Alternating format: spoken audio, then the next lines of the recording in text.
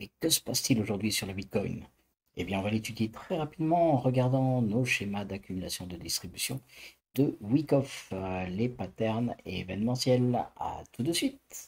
Et avant de commencer, n'hésitez pas à appuyer sur le petit pouce YouTube, ce qui nous permettra d'améliorer l'algorithme et d'être un peu plus connu sur YouTube, donc de supporter la chaîne, et également à vous abonner et activer la petite cloche pour recevoir les dernières vidéos dès qu'elles sortent. À bientôt. Concernant notre accumulation de Wyckoff, le schéma 1 en 4 heures, si vous l'avez sous la main, n'hésitez pas à le prendre, sinon vous pouvez le récupérer directement sur le blog merci-le-bitcoin.com, donc https merci-le-bitcoin.com, et dans le blog vous avez un article donc il y a 2 ou 3 jours, les accumulations de Wyckoff et distribution bien sûr, et vous avez un petit fichier que j'ai rajouté, que vous pouvez télécharger, qui vous donne donc les 4 gros événements et avec toutes les phases.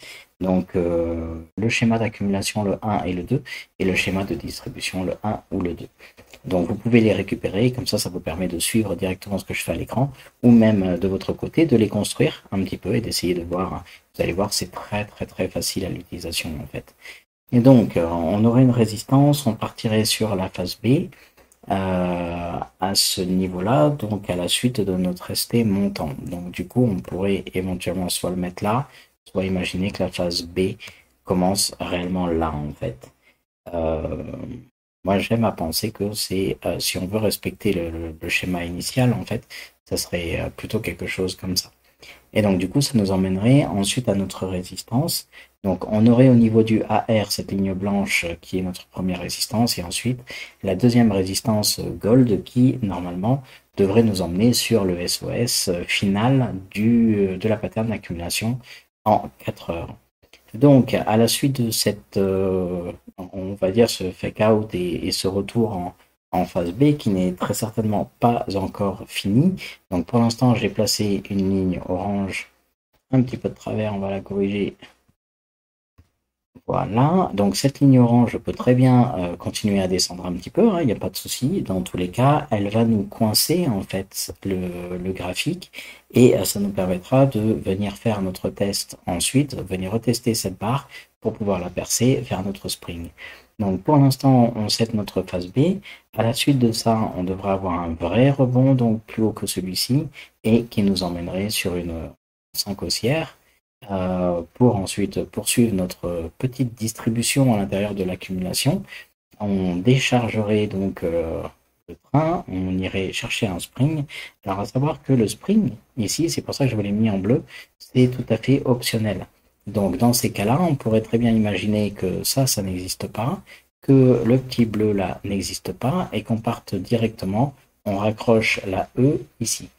Et donc, on oublie la phase C, la phase D.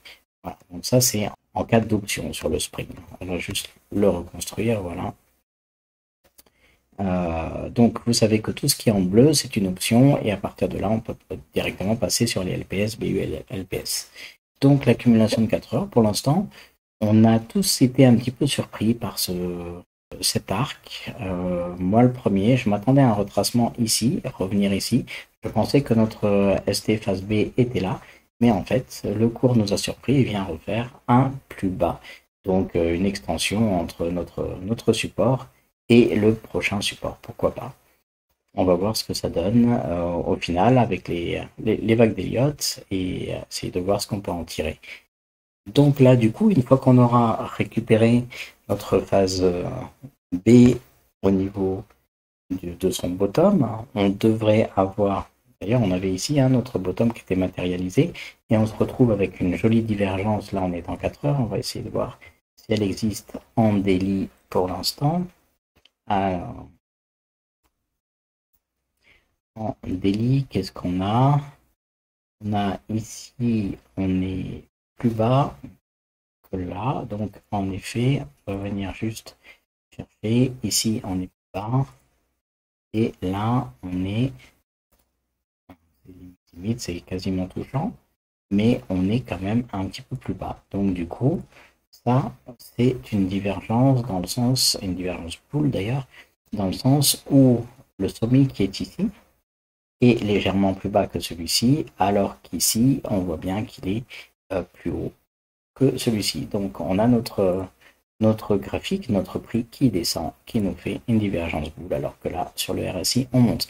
Donc, logiquement, ça, c'est la fin de notre descente, en fait, aux enfers, comme certains l'appellent. Et donc, ça serait l'inversion qui nous emmènerait sur la nouvelle vague, cette nouvelle vague qui devrait monter au-delà des 42. Donc, à surveiller, à surveiller. Je repasse en graphique normal et on va juste venir voir le Bitcoin à ce niveau-là en 15 minutes. Donc, en 15 minutes, on avait une distribution. On va regarder ce qui s'est passé. Donc, comme je vous le disais, on peut avoir dans une unité de temps une distribution et dans une autre unité de temps une accumulation. À l'intérieur de notre accumulation, on a une distribution. C'est ce qu'on voyait, c'était celui-ci. Et en fait, on voit bien qu'à l'intérieur, là, alors que tout ça, c'est une grosse accumulation, on a ici un profil de distribution. Donc, on a le cours qui veut distribuer, continuer à distribuer. Ça nous permet de descendre plus bas, récupérer la liquidité des points qui étaient le plus bas là. Vu qu'on a récupéré la liquidité, poum, le train est rechargé. On peut repartir à la hausse. Voilà. Donc, on revient sur la première et on se retrouve avec une distribution au schéma 1 de Wyckoff. Alors, comme d'habitude, hein, ces schémas, tant qu'ils ne sont pas finis, ils ne sont pas finis. Voilà. Donc, on peut les suivre, on peut les lire, on peut en prévoir ou en prédire quelque chose, mais en aucun cas, cette prévision va forcément se réaliser. Ça reste du prévisionnel et des essais. Le marché fait ce qu'il veut. Donc une fois qu'on sait que le marché fait ce qu'il veut, on a en effet dessiné ici un petit peu tout ce qu'on pouvait. Alors ce ST là, il n'existe pas dans la figure, il est juste en réserve pour en faire. Et donc on avait ici notre psy, donc on était censé être en 15 minutes là, donc je vais être en 15. Et donc maintenant qu'on a récupéré notre schématique 1 de distribution de Wyckoff en 15 minutes, on peut reprendre notre schéma et donc du coup on se retrouve avec notre psy qui est en phase haussière et donc cette correction-ci qui fait simplement sa petite correction qui poursuit sur son BC. À la suite du BC, on vient chercher un AR pour retourner normalement sur un ST. Ce ST ici serait donc un petit peu plus bas que le BC et on pourrait retourner ensuite sur un saut donc, qui serait à ce niveau-là après quelques mouvements. Donc notre saut ici nous emmène au point le plus bas qui nous permettra de créer en fait notre première ligne de support. À partir de là, on poursuit tranquillement chercher un UT. Donc notre UT étant atteint vient corriger et c'est là que on aurait dû avoir toute la phase qui nous emmène en phase C avec la phase UTAD et autres. Et en fait, d'après ce que l'on vient de dessiner, si on avait eu un UTAD, on aurait fait nos points ici, et à partir de là, on repartait chercher un nouveau point, le point 5 ici, pour avoir donc un UTAD, une correction, une prise de liquidité de tous les shorts qui étaient posés là, avec bien sûr à ce niveau-là stop loss, puisque quand on prend un short, on pose le stop loss au-dessus du dernier point haut, et donc tous les stop loss du marché auraient été posés là, l'UTAD serait monté plus haut, boum, on prenait la liquidité de tout le monde avant de décharger le train complètement, de faire peur à tout le monde et on repartait pour une distribution complète vers le bas. Donc à la suite de notre UT, on venait chercher directement une partie basse. Cette partie basse serait donc un saut en fait et serait ce saut là. Donc il faut imaginer qu'à partir d'ici, en fait, on n'aurait plus toute cette distribution qui serait en fait un petit peu optionnelle et on se retrouverait directement avec cette partie-ci qui pourrait venir coller là et on pourrait partir un petit peu plus bas, chercher dans les 35 500 ou 36 000. Donc là, il n'y a rien de positionné, hein, c'est juste pour montrer qu'on peut faire ça en fait. Et donc du coup, on pourrait aller sur une nouvelle phase de descente. C'est notre distribution qui nous emmènerait à l'intérieur de notre accumulation à descendre, à venir chercher un point plus bas pour pouvoir rebondir.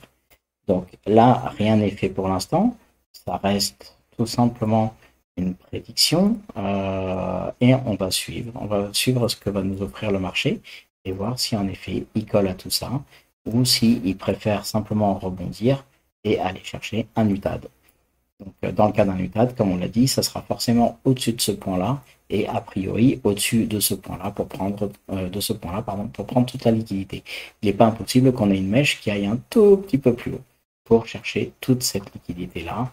Si on vient chercher en 1 heure, on a cette ligne-là qui est la ligne bleue, qui est notre ligne descendante en fait de cette phase-ci, et on s'aperçoit que quand on descend, on pourrait très bien venir avec notre UTAD chercher cette ligne bleue. Et si on vient chercher cette ligne bleue, en effet, on prend toutes les liquidités short posées ici, ici, et également, non, pas celui-là. Celui-là, on aurait un double top entre celui-ci et celui-ci. Donc du coup, intéressant, en effet, cette ligne bleue matérialiserait en même temps une forte résistance. Donc ça serait logique de s'arrêter à cette UTAD en ayant pris toute la liquidité et en poursuivant. Donc comme on va poursuivre vers le bas, tout le monde va se dire ok, on va shorter. Donc en prenant 15 minutes notre schéma 1 de distribution de Wyckoff, on s'aperçoit ici que l'on a notre psy, on descend chercher directement un point plus bas ici qui est notre première correction pour aller chercher notre BC. À partir de notre BC, correction de nouveau vers un nouvel AR. L'AR nous emmène vers un ST. Alors à savoir que ce ST sera en dessous de notre BC pour ensuite venir chercher un saut qui serait en phase B. À partir de ce saut, on poursuit vers un UT et cet UT commence à nous faire une distribution pour venir chercher soit une partie totalement optionnelle que je peux mettre d'ailleurs en puisqu'elle est optionnelle, c'est ce qu'on appelle la phase C.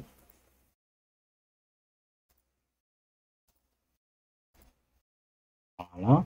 Et donc du coup, on vient chercher notre saut et à partir du saut, deux possibilités. Soit on pratique vraiment toute la partie UTAD qui est optionnelle, donc on décide que le marché est trop chargé, on va décharger un petit peu, on fait croire qu'on repart en longue et boum, on repart à la baisse puisque c'est une distribution et en effet on a toute cette partie-ci. Soit on enlève en fait, on annule la partie UTAD qui est optionnelle et donc du coup on va venir simplement poser ici une distribution. Donc, on repartirait. Alors, je vous rappelle qu'on est en 15 minutes, hein, on n'est pas en format horaire aux semaines, pardon, journalier aux semaines. Et du coup, sur ce point-là, on pourrait continuer à descendre. Alors, on a vu tout à l'heure que dans une accumulation, on pouvait avoir des phases d'accumulation et des phases de distribution à l'intérieur de la même accu. Donc, en effet, une accu en journalier ou une accu en weekly donnerait bien sûr plus de priorité qu'une distribution en 15 minutes. Donc là, 15 minutes, on va suivre simplement ces mouvements. Mais en gros, il n'est pas impossible que, en effet, comme on vient de rebondir là, d'ailleurs, on est en train de faire un joli double bottom. Donc, à voir si finalement le marché décide de faire quelque chose comme ça ou si on poursuit la descente. Auquel cas, si on poursuit la descente, il est possible qu'on parte directement du saut vers la phase de descente de la distribution. Donc c'est pour ça que on va retourner voir tout simplement maintenant la partie daily, aller voir ce qui se passe. Alors, il y a des choses là-dessus, mais là, je vous le rappelle, en bleu, c'est tout ce qui est partie optionnelle. Et donc du coup, on peut enlever ceci et enlever ceci également. On le repositionnera si jamais on repart sur cette partie-là. Si on repart pas sur cette partie-là, on part directement sur une distribution et donc il est possible qu'on se retrouve avec quelque chose tout simplement comme ça. Et on verra un petit peu ce qui se passe. Alors là, on oubliera le ABC hein, et on verra ce que va nous donner le marché. Mais voilà à l'intérieur de notre accumulation. Alors on va venir chercher ici deuxième, à l'intérieur de notre grosse accumulation, on a nos 15 minutes qui sont simplement noyées dans cette bougie et qui nous ont permis de descendre, de venir chercher un nouveau ST sur notre accumulation, un ST en phase B. Ce ST en phase B devrait nous faire repartir maintenant sur une nouvelle vague haussière en 5 branches vers les 42 335. Donc on a vu que la distribution, en fait, elle correspond à cette bougie rouge tout simplement. Donc tout ce qu'on a vu sur les 15 minutes, c'est un contenu là-dedans. J'espère que cette vidéo vous a apporté quelque chose, que vous permet de comprendre ce qui se passe, vous permet d'être plus à l'aise dans les trades que vous allez pouvoir poser demain. Pour l'instant, de toute façon, il faut attendre. Je vous rappelle que même en daily, on commence à avoir notre divergence. Donc, à voir si vraiment on tombe beaucoup et que là, le RSI ne descend pas, mais fait bien un double bottom, comme ça peut être le cas ici. Si on a quelque chose qui repart comme ça, c'est gagné. Voilà, si par contre ça repart comme ça, c'est que on n'est pas encore au bout. Et donc, du coup, il y aura un deuxième pont ou une prochaine jambe baissière encore, sans aller très très loin, je pense, mais à voir. À voir. Pour l'instant, on ne peut pas savoir. Alors, pour vous aider à suivre exactement ce que je fais, je vous mets en fichier téléchargeable les accumulations de Wyckoff, le schéma 1, le schéma 2, mais également les distributions en schématique 1 et 2. Comme ça vous permet de voir un petit peu, de suivre ce que je fais, de comprendre ce que je fais. Et donc, vous les voyez sur papier, moi je les ai pas affichés à l'écran, mais au moins, vous avez tout. Je vous souhaite une excellente journée. Si cette vidéo vous a apporté quelque chose, n'hésitez pas à la liker, à la partager également. Et je vous souhaite une excellente nuit ou une excellente journée en fonction d'où vous êtes dans le monde. Eh bien, merci à tous pour votre attention, pour avoir regardé cette vidéo. N'hésitez pas à vous abonner, à mettre un petit pouce. Ça nous aidera pour l'algorithme YouTube. Et le fait de vous abonner et d'activer la petite cloche vous permettra de recevoir toutes les vidéos le plus rapidement possible dès que je les poste avec toutes mes analyses et bien sûr toutes les informations que je peux mettre sur cette chaîne ou sur eToro.